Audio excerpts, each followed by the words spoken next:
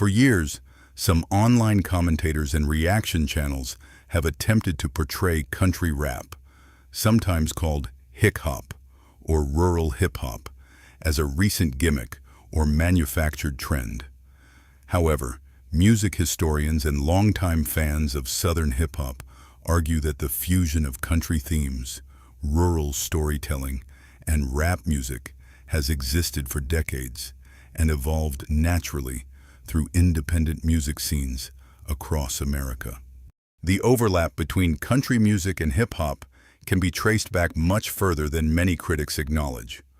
Long before country rap became commercially visible, artists in both genres were experimenting with similar themes centered around hardship, storytelling, regional identity, blue-collar struggles, and everyday life.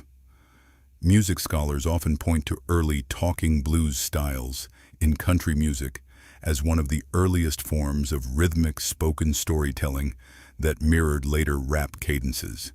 By the 1980s and 1990s, mainstream hip-hop artists had already begun openly blending country aesthetics into rap music.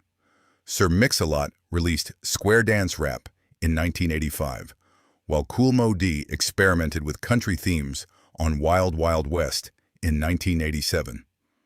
Throughout the 1990s, Southern rap groups like Outkast and UGK incorporated blues, soul, country-inspired instrumentation, and rural Southern culture into their music. Around the same time, Kid Rock gained national attention by blending rap flows with rock and country influences, further blurring genre boundaries. The early 2000s marked a major turning point. As internet distribution and independent music platforms began reshaping the industry, a growing wave of artists emerged from small towns, rural communities, and working-class regions across the United States. Rather than imitating mainstream urban rap trends, many of these artists focused on authentic storytelling, rooted in poverty, labor, addiction, family struggles, Southern culture, and rural life experiences. During this era, Bubba Sparxxx brought rural Georgia culture directly into mainstream hip-hop through his collaboration with legendary producer Timbaland on the 2001 album Dark Days, Bright Nights. Around the same time, Nappy Roots gained commercial success with songs like Po' Folks, which openly reflected country living and working-class struggles. Independent artists such as Haystak built massive grassroots fan bases by focusing on deeply personal lyrics tied to white Southern poverty and blue-collar life.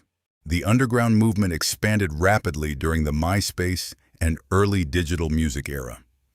Artists from different parts of the country, including Paul Wall in Texas, AWAX in Northern California, Dirtball in the Pacific Northwest, Big Smo in Tennessee, John Young in Florida, and numerous regional underground rappers such as Mocon, were independently building audiences long before country rap became commercially accepted by the mainstream industry. Supporters of the genre argue that modern country rap is not cultural appropriation or a sudden internet invention, but rather the continuation of a decades-long evolution within Southern and independent hip-hop. They point to later artists such as Cowboy Troy, Colt Ford, and Jelly Roll as artists who further expanded the genre's reach throughout the 2000s and 2010s.